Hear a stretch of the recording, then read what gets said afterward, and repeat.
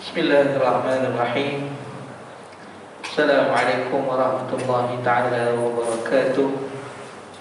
Alhamdulillah, ahmaduka rabbi wa asta'inu wa usalli wa usallim ala khairi khalqihi Muhammadin sallallahu alaihi wasallam, sallallahu alaihi wa ala alihi wa ashabihi ajma'in. Qala rabbi shrah li sadri wa yassir li amri wahlul 'uqdatam min lisani yafqahu qawli. Subhanaka la 'ilma lana illa ma 'allamtana innaka antal 'alimul hakim. Wa la haula wa la quwwata illa billahil 'aliyyil 'azim.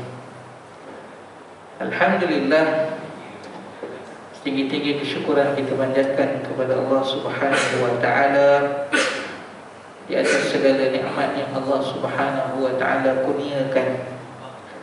Mudah-mudahan kita diberikan istiqamah untuk kita terus berada di dalam ketaatan kepada Allah Subhanahu wa taala, dan kita sentiasa didorongkan untuk sama-sama kita berada pada jalan yang baik, untuk kita terus berada dalam situasi ataupun kondisi yang baik dalam perkara-perkara yang mentaati Allah Subhanahu wa taala dan menjauhi segala larangannya. Hadirin dirahmati Allah Subhanahu wa taala, alhamdulillah bersama-sama kita menunaikan dan menjawab kita kepada Allah Subhanahu wa taala.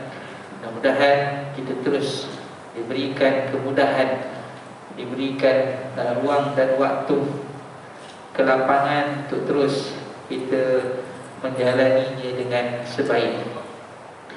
Alhamdulillah, dalam pertemuan yang lepas kita telah melihat melalui kitab Fiqhus Sirah ataupun kitab yang ditulis oleh Dr. Sa'id Ramadan Al-Buti Al-Syahid, yang syahid di awal berlakunya huru-hara di Syria. Melalui kitabnya Fiqhus Sirah, kefahaman kepada sirah Nabi sallallahu alaihi wasallam. Dan dalam pertemuan yang lepas kita telah membincangkan pada tajuk Muhammad sallallahu alaihi wasallam, penutup para nabi, dan hubungan dakwahnya dengan dakwah-dakwah sam'iyah terdahulu. Bagaimana Nabi sallallahu alaihi wasallam menggambarkan kepada kita bahwasanya baginda diibaratkan, kalau katakan satu binaan yang cantik, maka hanya ada satu sudut sahaja yang belum disempurnakan.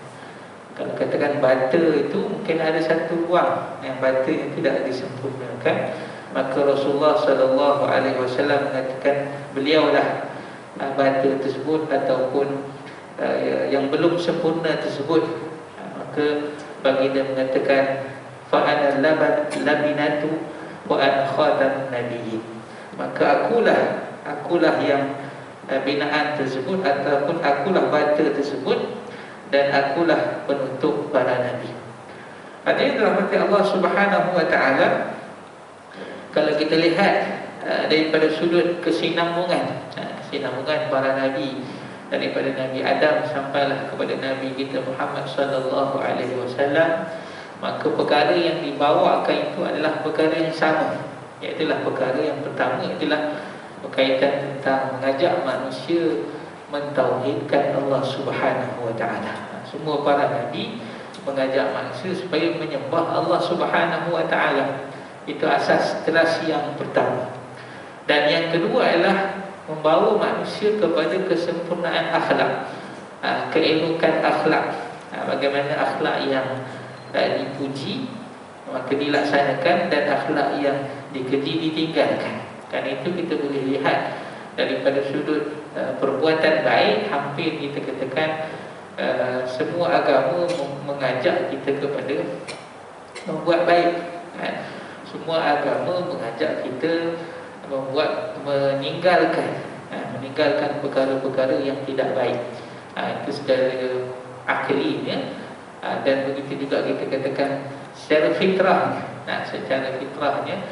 Dan kita yang mengetahui bahawasanya Nabi Muhammad sallallahu alaihi wasallam itu penerus kepada apa yang dibawa oleh nabi-nabi sebelumnya, maka kita tidak sepatutnya mungkin hairan mengapa banyak aspek yang sama.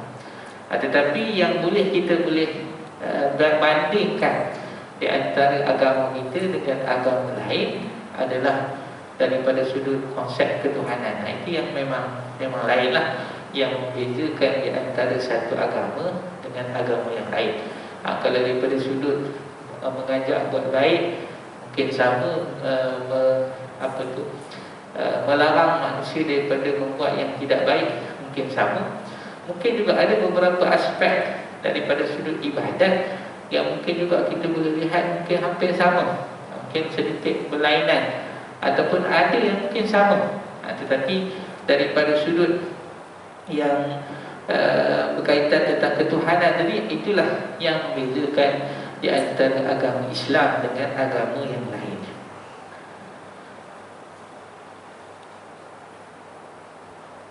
Masing-masing daripada mereka sebagai pembenaran di atas dakwah yang sebelumnya. Daripada Nabi-Nabi yang datang, setiap Nabi yang datang mengajak kaumnya untuk mengimani perkara tersebut, perkara-perkara berkaitan tentang ketuhanan, perkara-perkara berkaitan tentang hari akhirat. Ketuhanan dan hari akhirat juga adalah, kita kata, hampir samalah, hampir sama, cuma mungkin dah berbeza daripada sudut agama-agama lain lah. Kalau daripada sudut Yahudi, mereka masih lagi beriman dengan hari akhirat. Cuma bagaimana konsepnya mungkin ada sedikit berlainan, yang mana semua Nabi mengajak manusia untuk mengimani, percaya kepada Allah Ta'ala, mengesahkan Allah Subhanahu Wa Ta'ala, dan mengimani beberapa perkara ghaibiyat, perkara-perkara ghaibiyat. Kenapa perkara ghaibiyat? Perkara syam'iyat. Ghaibiyat ni perkara lain lah, syurga, neraka, berkaitan tentang hari akhirat. Perkara syam'iyat disebut ghaibiyat dan syam'iyat juga. Ghaibiyat kerana tidak nampak oleh pandangan mata kita secara zahir lah, ataupun mata kita dan panca indera kita, baik daripada pandangan kita. Dan perkara ghaib itu sumbernya adalah daripada syam'iyat. Syam'iyat ni daripada apa yang kita dengar melalui Quran dan Sunnah. Jadi perkara ghaibiyat adalah juga perkara syam'iyat. Jadi kita beriman dengan Allah Subhanahu Wa Ta'ala, beriman dengan Rasul, maka datanglah perkara yang disebut sebagai syam'iyat ataupun ghaibiyat tersebut, syurga, neraka, hari akhirat dan seterusnya, perkara-perkara yang tidak dapat kita lihat dengan mata kita. Sebagai khabar gembira akan biasah Nabi sesudahnya. Begitu juga Nabi yang datang sebelum Nabi Muhammad sallallahu alaihi wasallam, daripada Nabi Adam sampailah kepada, kita kata, Nabi Musa, Nabi Isa. Mereka juga memberi khabar gembira tentang kehadiran ataupun nantinya akan ada seorang Nabi daripada Nabi terakhir daripada bangsa Arab. Itulah Nabi kita Muhammad sallallahu alaihi wasallam. Khabar ni itu telah disampaikan. Cuma kalau hari ini kalau dilihat balik, walaupun ada beberapa istilah yang dikatakan merujuk kepada Nabi Muhammad sallallahu alaihi wasallam, maka mereka menafikannya. Di antara nama yang disebutkanlah Qaralid. Qaralid sebenarnya merujuk kepada Nabi sallallahu alaihi wasallam, tetapi mereka menafikannya dengan mengatakan bukan Nabi sallallahu alaihi wasallam. Seumpama membawa hakikat yang diperintahkan untuk menyampaikan kepada manusia, iaitu dainunah lillahi wahdah, iaitu tunduk patuh kepada Allah Subhanahu Wa Ta'ala. Ini juga seruan yang sama daripada Nabi terdahulu sampailah kepada Nabi kita Muhammad sallallahu alaihi wasallam. Dan perkara ini dijelaskan melalui firman Allah Subhanahu Wa Ta'ala dalam surah Asy-Syura ayat 13. Syara'a lakum minad dini ma wassa bihi Nuha walladzi auhayna ilaik wa ma wassayna bihi Ibrahim wa Musa wa Isa an aqimud din wa la tatafarraqu fihi. Yang bermaksud, dia telah mensyariatkan bagi kamu tentang agama yang telah diwasiatkannya kepada Nabi Nuh alaihissalam, dan apa yang telah kami wahyukan kepadamu. kepada Nabi kita Muhammad sallallahu alaihi wasallam, dan apa yang telah kami wasiatkan kepada Nabi Ibrahim, Musa dan juga Isa, iaitu tegakkan agama dan janganlah kamu berpecah belah tentangnya. Jadi syariat asas itu ialah syariat yang sama. Jadi mungkin ada mampu soal bagaimana boleh ada yang dikatakan kalau agama samawi, namanya orang sebut sebagai agama samawi. Kalau di kalangan barat disebut sebagai Ibrahimic faith, kepercayaan agama Nabi Ibrahim. Datang pula ke Malaysia, ada pula yang bawa din Ibrahim tu, itu lain pula lah. Dia bawa pada hari ini orang yang kemudian dia bawa din Ibrahim, dia menyamakan daripada sudut dia menyatukan semua agama itu sebagai satu agama. Itu salah lah. Kalau kita katakan Islam itu ialah agama yang sempurna, jadi kalau dia bawa balik kepada agama yang katakan mungkin Yahudi dan Kristian, dikatakan sebagai satu agama, itu lain. Itu dah bawa kepada pluralisme. Maksudnya dia cantumkan semua agama sebagai satu agama. Itu dah jadi pluralisme. Tapi yang dimaksudkan dengan agama samawi itu sebagai sumber sahaja. Kalau dalam agama ni ada tiga agama yang melihat kepada sumbernya. Satu agama samawi, maksudnya sumbernya daripada langit, maka dikategorikan itulah dia agama Yahudi, Kristian dan juga Islam. Tetapi bukan maksud dia adalah satu agama. Cuma tiga agama ini sumbernya daripada langit. Cuma kalau kita faham sebagai orang Islam, Nabi Muhammad adalah Nabi terakhir, dan apa yang Nabi bawa telah menyempurnakan agama yang sebelumnya. Jadi kalau kita nak kembali balik, tak betul lah. Sebab Islam memang dah sempurna, dah diredai oleh Allah Subhanahu Wa Taala sebagaimana yang disebutkan dalam Al-Quran, Al-yawma akmaltu lakum dinakum wa atmamtu alaikum ni'mati wa raditu lakumul Islam dinan. Pada hari ini aku sempurnakan bagi kamu agama kamu, dan aku redha Islam sebagai agama. Islam telah sempurna. Cuma yang dikategorikan itu kategori daripada sudut sumber, bukan maksudnya menggabungkan semuanya sebagai satu agama. Begitu juga dengan istilah Ibrahimic faith, agama Nabi Ibrahim, dengan maksud Nabi Ibrahim itu sebagai datuk kepada bangsa Arab dan juga daripada Bani Israel lah. Daripada itu lahirnya adanya agama Yahudi dan juga Kristian. Nabi Ibrahim anaknya Nabi Ishak dan juga Ismail. Maka Ishak ni anaknya adalah Yaqub. Jadi Yaqub itulah nama lain baginya ialah Israel. Jadi Bani Israel adalah Bani Yaqub. Jadi di situlah adanya Nabi Musa, Nabi Isa. Maka boleh kalau kita katakan hari ini, situlah dia ada agama Yahudi dan Kristian, Nasara. Adapun anak Nabi Ibrahim daripada Ismail, itulah dia keturunan orang Arab. Ini keturunan Israel, Bani Israel. Maka ini keturunan Arab. Jadi sebenarnya daripada satu bapa, satu bapa itu Nabi Ibrahim. Sebab itu mereka mengatakan sebagai Ibrahimic faith. Maksudnya agama Nabi Ibrahim, nisbah kepada Nabi Ibrahim sebagai daripada sudut keturunan. Tapi kalau dah pecah begini, maksudnya dah masing-masing dah ada identiti dia. Yahudi dengan identiti agamanya, kepercayaannya, kalau kita katakan konsep ketuhanannya. Begitu juga dengan Nasara ataupun Kristian, konsep ketuhanannya. Islam juga kalau kita yakini dia telah sempurna kepada di tangan Nabi kita Muhammad sallallahu alaihi wasallam. Jadi itu maksud agama samawi, pecahan daripada sudut sumbernya. Sumber yang satu lagi disebut sebagai agama wadai. Wadai ini selain daripada samawi lah, selain daripada langit, maka agama buatan lah. Buatan ada pecah pula kepada dua.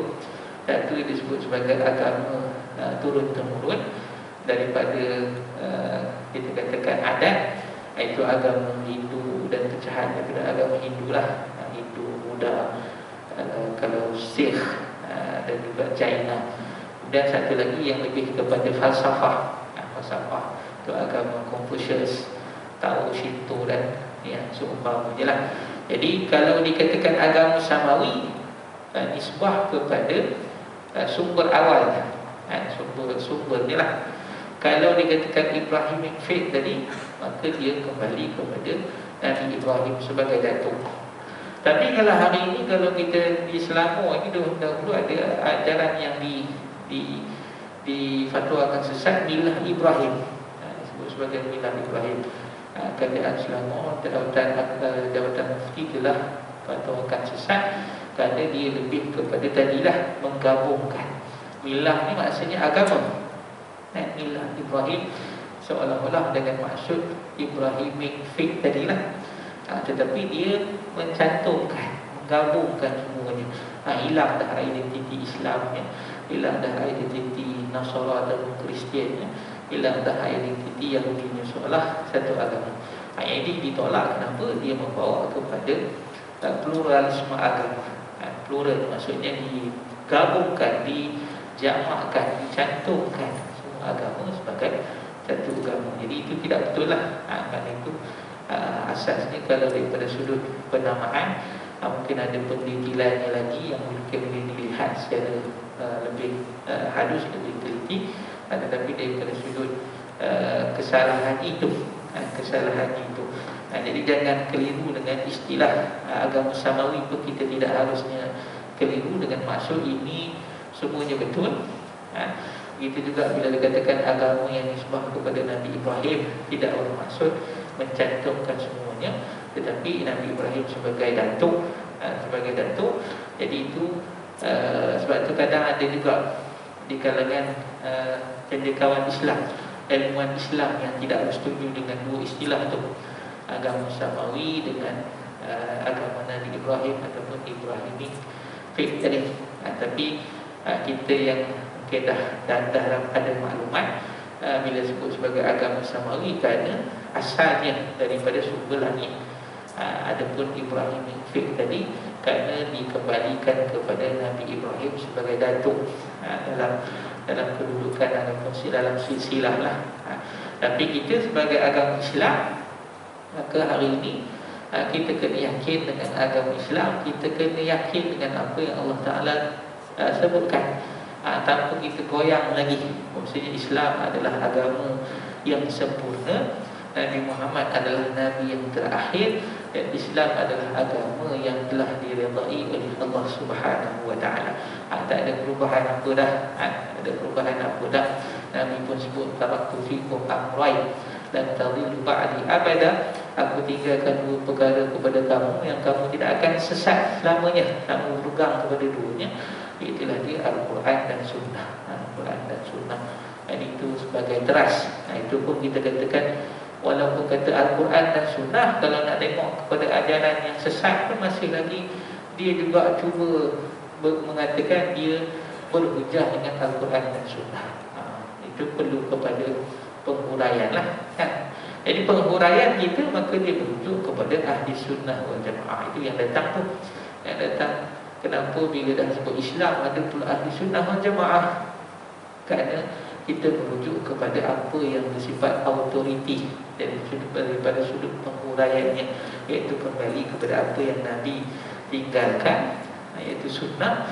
Dan juga jamaah itu daripada jamaah sahabat lagi lah, sehinggalah kepada hari ini itu para ulama yang sepakat dengan apa yang telah ditinggalkan oleh Nabi SAW, seterusnya para sahabat dan juga para tabi'in yang golongan yang seterusnya.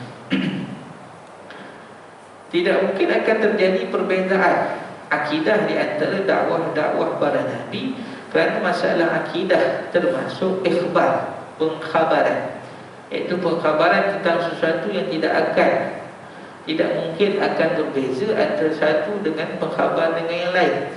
Jika kita yakini kebenaran khabar yang dibawanya, tidak mungkin seorang nabi diutuskan untuk menyampaikan kepada manusia bahawa Allah adalah salah seorang daripada yang tiga, salah satu daripada tiga unsur, bagaimana yang diyakini oleh Nasara. Maha suci Allah dari apa yang mereka katakan. Dalam Quran juga menyebut begitu. Laqad kafara alladziina qalu innallaha salisu salasah. Kafirlah orang yang mengatakan Tuhan itu satu daripada tiga unsur. Laqad kafara alladziina qalu innallaha huwal masih ibnu Maryam. Kafirlah orang yang mengatakan Allah itu adalah Al-Masih anak Maryam. Itu jelas telah disebutkan di dalam Al-Quran. Jadi mustahil. Itu kalau kita nak lihat kepada sejarah, tuan boleh lihat juga. Kalau dalam sejarah agama Nasara ataupun Kristian ada sejarahnya. Sejarah bagaimana Nabi Isa itu disepakati tentang ketuhanannya. Dia dah berapa tahun selepas kematian, kewafatan Nabi Isa ataupun Jesus yang disebut oleh mereka. Maka selepas pada itulah baru mereka letakkan keputusan. Mereka buat persidangan, mereka buat keputusan bahawasanya Isa ataupun Jesus itu mempunyai dua unsur. Satu unsur ketuhanan yang disebut sebagai lahud, dan satu lagi unsur kemanusiaan, nasud. Itu kemudian maksudnya dah berapa ratus tahun baru mereka buat persidangan, buat keputusan, dan keputusan itu. Begitu juga dengan Injil. Injil ni kalau ikut kepada riwayat, kisahnya, sejarahnya, memang ditulis. Kalau kita baca tentang sejarah ni, bukan kita yang tulis, tetapi daripada ilmuwan mereka sendiri, bahkan daripada sumber daripada gereja sendiri. Menyebutkan bahawasanya Injil itu di peringkat awal mempunyai beberapa naskah, naskah tulisan. Kalau hari ini yang disepakati 3-4 saja. Injil yang ditulis oleh Markus, Injil yang ditulis oleh Luke, Injil yang ditulis oleh Mata ataupun Matthew, dan juga apa satu lagi, ada 4 semuanya. Jadi 4 itu disepakati. Sebelum disepakati 4 itu ada lebih 100 lebih. Ada yang kalau kita biasa dengar, ada yang disebut sebagai Injil Barnabas. Barnabas ni dikatakan penulis itu ialah Barnabas. Kalau tadi penulis ni adalah Matthew, penulis dia adalah Luke, penulis dia adalah John, Yohana. Jadi ada lagi yang lain selain daripada 4 itu, sebenarnya ada 100 lebih. Sehinggalah mereka buat satu persidangan, keputusan bersama mengiktiraf hanya 4 sahaja. Itu dalam sejarah mereka. Sejarah mereka yang mana kalau kita boleh lihat daripada sejarah itu pun, kita yang melihatlah, mungkin pada mereka dia bila orang yang percaya ini dia lain konsepnya. Sehingga dikatakan walaupun Taurat itu juga hilang,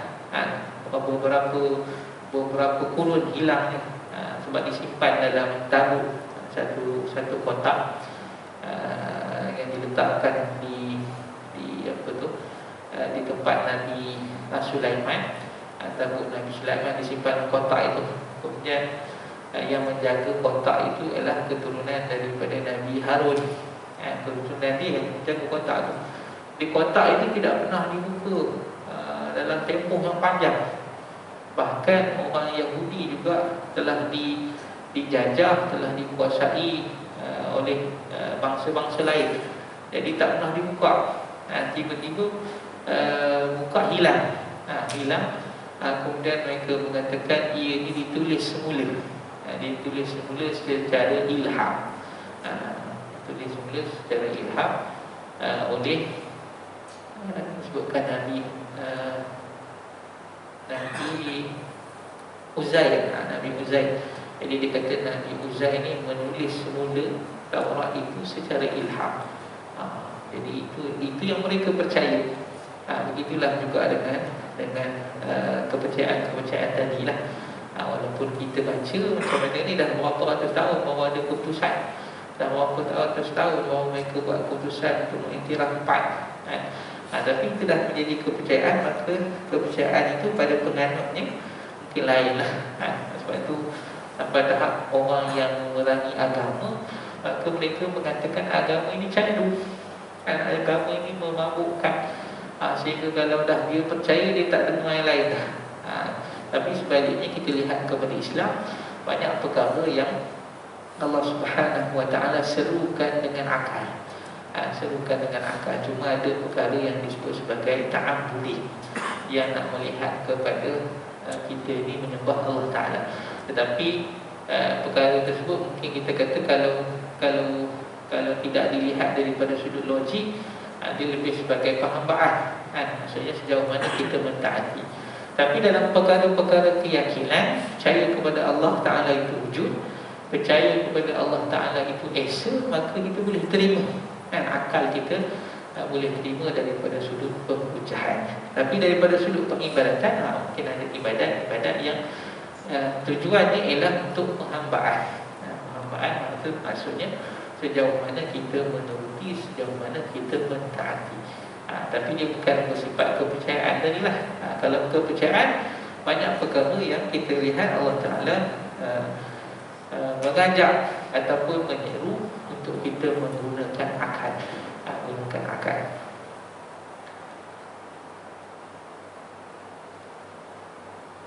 Maka mustahil ataupun tidak mungkin Nabi yang diutuskan itu menyampaikan kepada manusia bahawa Tuhan itu satu daripada tiga.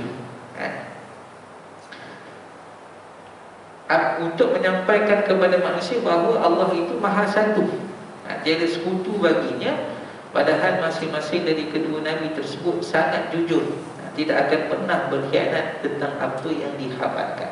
Ini mungkin tentang Nabi-Nabi yang agama, ajaran yang dibawa telah diselewengkan. Kalau hidup mengikut kita lah, ikut orang Islam. Kalau ada orang lain, maka mereka percaya begitu. Dan kalau kita lihat daripada sudut turutan orang yang mengikut Nabi Musa, yang mengikut Nabi Musa, yang melaksanakan ajaran Nabi Musa, sehinggalah datangnya Nabi Isa. Bila datang Nabi Isa, yang mengikut Nabi Musa yang kemudianlah, yang awal itu mungkin taat mereka, patuh mereka dengan ajaran yang disampaikan. Tetapi generasi kemudian sampai kepada Nabi Isa, mereka tidak beriman dengan Nabi Isa, tak percaya Nabi Isa. Itu kita boleh lihat juga bagaimana Nabi Isa ni, kalau daripada sudut sejarahnya, memang banyak di kalangan orang Yahudi lah, yang merancang perkara-perkara yang tidak baik, bahkan untuk membunuh Nabi Isa dan juga di kalangan Yahudi. Kemudian mereka tidak beriman dengan Nabi Isa, itu yang jadi terpecah sebagai agama Yahudi.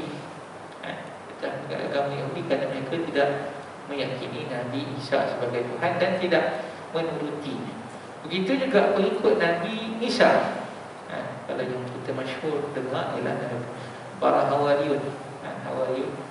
Jadi selepas daripada itu, mungkin selepas dah berapa kurun ataupun berapa tempohnya, yang beriman dengan Nabi Isa ini, mereka pun dah jauh dah sikit daripada agama.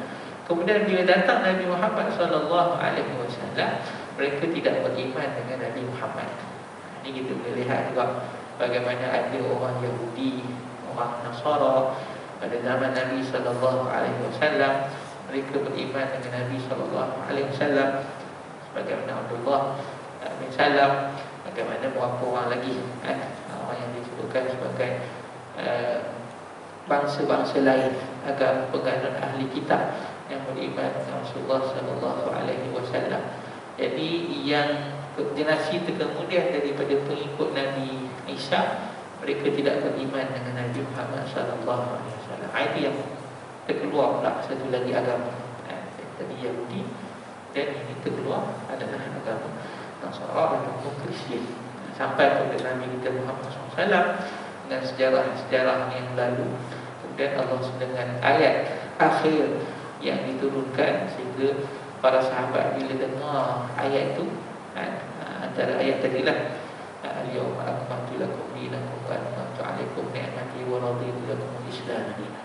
Kemudian turun pula ayat iza ja'a nasrullahi wal fath. Apabila datang pertolongan Allah Ta'ala dan juga pembukaan, wa ra'aitan nas yadkhuluna fi dinillahi afwaja, kamu akan melihat manusia akan masuk dalam agama Allah Ta'ala secara ramai. Jadi ayat ini secara zahirnya menggembirakan, sebab apa? Islam akan ramai orang ada di Islam. Tapi sahabat yang faham, maka mereka faham maksudnya tugas Nabi ini dah sampai selesai, dan Nabi ini dah tidak lama lagi, ataupun mungkin dia tak akan lama lagi bersama dengan mereka. Antaranya adalah Sayyidina Abu Bakar bersedih apabila beliau menghayati ayat ini bahawa Nabi SAW, Nabi Muhammad SAW tidak lama lah. Kerana apa? Kerana tugasannya ataupun misinya telah berada di penghujungnya. Kemudian dalam masalah syariat itu, dalam masalah akidah, kepercayaan, keesaan Allah Ta'ala, maka daripada Nabi Adam sampailah kepada Nabi Muhammad adalah perkara yang sama. Mengajak ke manusia supaya menyembah Allah Subhanahu Wa Ta'ala, mengabdikan diri kepada Allah Subhanahu Wa Ta'ala. Ini yang kita sebutkan kaitan tentang ketuhanan. Ketuhanan, kita katakan secara fitrah manusia ada perasaan bertuhan. Mesti ada tempat bergantung. Dan itu kita boleh lihat manusia walaupun di ceruk mana pun, mereka akan cari objek yang mereka anggap paling berkuasa. Itu kalau tengok orang yang duduk di dalam hutan, maka dia mencari objek di dalam hutan yang dirasakan paling berkuasa. Ada satu karya falsafah, yang ditulis oleh Ibn Tufayl. Ibn Tufayl ni ahli falsafah Islam, di sebelah barat. Sebelah barat ni maksudnya Maghrib lah hari ni. Maghrib sebelah barat Islam, timur Islam dengan barat Islam, Syarqiyah dengan Gharbiyah. Yang Arab, banyak Arab ni sebelah timur lah. Jadi yang sebelah barat ini, yang sebelah Andalus sana, hari ini masih lagi lah dengan ada nama negara sebagai Maghribi. Jadi ahli falsafah Islam ni juga dia ada dua kelompok tadilah. Ahli falsafah Islam di sebelah timur, ahli falsafah Islam di sebelah barat. Dan juga banyak juga ilmu yang dipecahkan begitu, pendekatanlah, metodologi. Kenapa? Kerana ada sedikit perbezaan. Yang duduk di sebelah timur ni majoriti Islam. Sebaliknya yang duduk di sebelah Maghrib, nak kata majoriti mungkin pada waktu itu pada tempat-tempat tertentu lah, tapi mereka lebih dekat dengan negara barat, negara barat. Jadi ada ahli falsafah yang dikategorikan berada di sana. Itu antaranya ialah Ibn Rushd. Tuan-tuan biasa dengar Ibn Rushd. Ada antaranya ialah Ibn Bajjah. Ibn Bajjah mungkin pernah dengar, ataupun yang kalau belum kita tidak lihat dalam falsafah mungkin jarang dengar namanya. Dan antaranya ialah dia Ibn Tufayl. Jadi Ibn Tufayl ni dia buat satu karya falsafah dalam bentuk sebuah kisah, cerita yang mana wataknya itu ataupun nama karya itu ialah Hay bin Yaqzan. Mungkin tuan-tuan pernah dengar kisah ni. Iaitu namanya Hay ni hidup dalam bahasa Arab. Bin Yaqzan ni kalau ikut maksudnya jaga, hidup bin jaga, dengan nama watak yang dia letak begitulah. Jadi apa kisahnya? Kisah ni ialah seorang lelaki yang dibesarkan oleh ibu rusa. Maksudnya dia tu tersesat dalam hutan, macam mana ditinggalkan ataupun dia bawa lari binatang. Akhirnya dibesarkan oleh rusa. Rusa. Jadi budak ni hidup cara ibu rusa dia lah.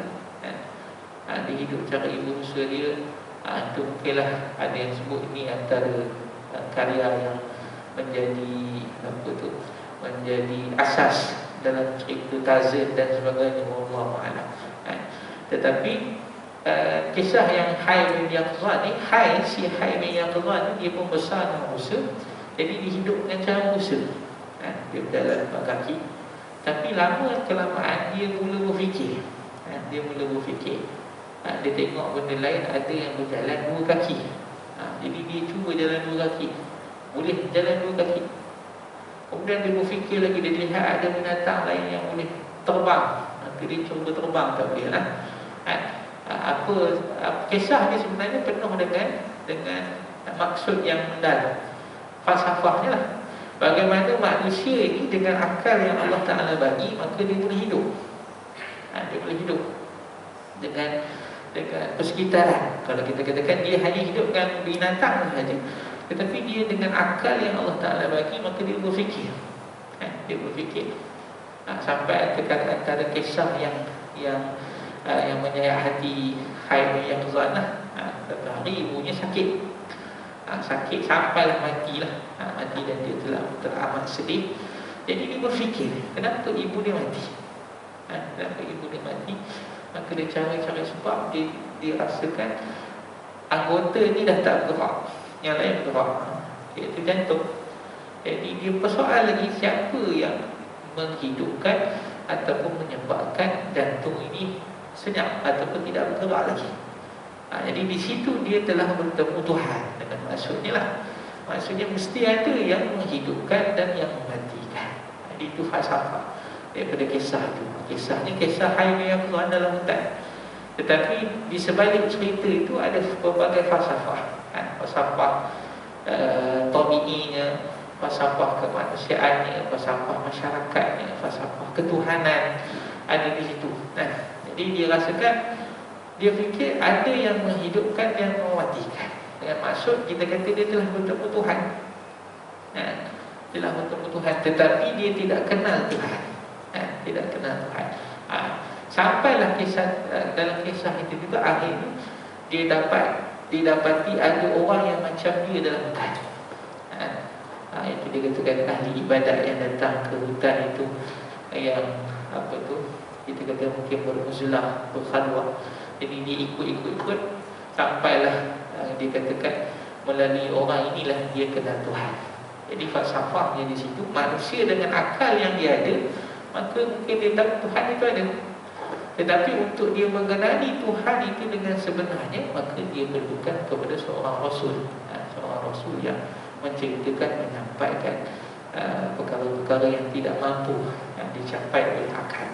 Jadi kerana itu kita melihat tentang falsafah ataupun kita katakan kepentingan Rasul itu diutuskan, menyampaikan perkara yang kita tidak dapat capai dengan akal. Ini yang berlaku pada semua agama. Manusia di dunia ini mereka tahu Tuhan ada, tetapi bagaimana mereka menyifatkan Tuhan itu berdasarkan kepada sumber yang ada pada dia. Kita percaya kepada Nabi SAW, Nabi Muhammad sebagai Rasul yang diutuskan, maka kita ada sumber Quran dan Sunnah. Kalau agama lain dia percaya kepada individu itu sebagai Nabi ataupun mungkin dianggap sebagai Tuhan, jadi daripada itulah datangnya ajaran dia. Begitu juga agama yang bersifat adat ini, dia percaya agama itu sebagai agama, kemudian dia menuruti segala sumber yang ada daripada agama tersebut. Itu yang membezakan. Hakikatnya manusia tahu Tuhan ada, tetapi yang membezakan adalah tentang bagaimana mereka menyifatkan Tuhan itu, bagaimana mereka mengenali Tuhan tersebut. Jadi itu berkaitan tentang akidah.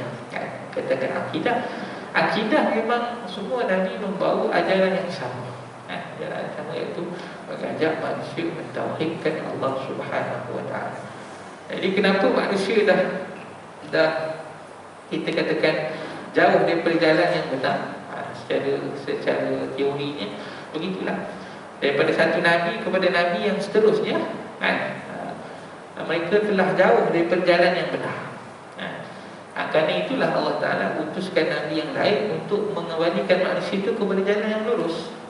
Tapi bila Nabi itu tidak dipercayai, maka kekallah mereka dalam kecelaruan mereka, daripada penyelewengan daripada agama yang benar. Sebab itu Allah Ta'ala sebutkan, laqad ba'atsna fi kulli ummatin rasulan an ya'budullaha wa yajtanibut taghut. Sesungguhnya kami utuskan bagi setiap umat seorang Rasul untuk mengajak manusia kepada menyembah Allah Subhanahu Wa Taala dan menjauhi taghut. Adapun dalam masalah syariat, iaitu penetapan hukum yang bertujuan mengatur kehidupan masyarakat dan peribadi, telah terjadi perbezaan menyangkut cara dan jumlah antara satu Nabi dengan Nabi yang lain. Kerana syariat termasuk dalam kategori insya. Insya ni yang kemudianlah, bukan ikhbar, bukan pengkhabaran, sehingga berbeza dalam masalah akidah. Selain itu, perkembangan zaman dan perbezaan umat atau kaum akan pengaruh terhadap perkembangan syariat dan perbezaannya. Kerana prinsip penetapan hukum didasarkan pada tuntutan kemaslahatan di dunia dan di akhirat. Sebab hukum ni adalah tentang kemaslahatan manusia. Dia sebagai undang-undang, sebagai peraturan. Sebab tu dia sesuai dengan zaman. Kalau kita boleh lihat daripada awal tu, bagaimana kalau Nabi dalam keturunan Nabi Adam itu masih boleh berkahwin di antara keluarga terdekat. Tetapi setelah lama Nabi-Nabi kemudian itu, kita tidak boleh mengahwini orang yang terdekat. Begitu juga kalau di antara apa yang Nabi SAW sebutkan, antara kelebihan yang Allah Ta'ala berikan kepada Nabi SAW, antara kelebihannya ialah Nabi sebut, aku diberi beberapa perkara, 5 tak silap dalam hadis tu. Antaranya rasa gerun musuh kepada Nabi SAW. Belum datang lagi dah rasa takut. Tetapi yang kita nak lihat daripada sudut syariat ialah tentang masjid. Tentang masjid.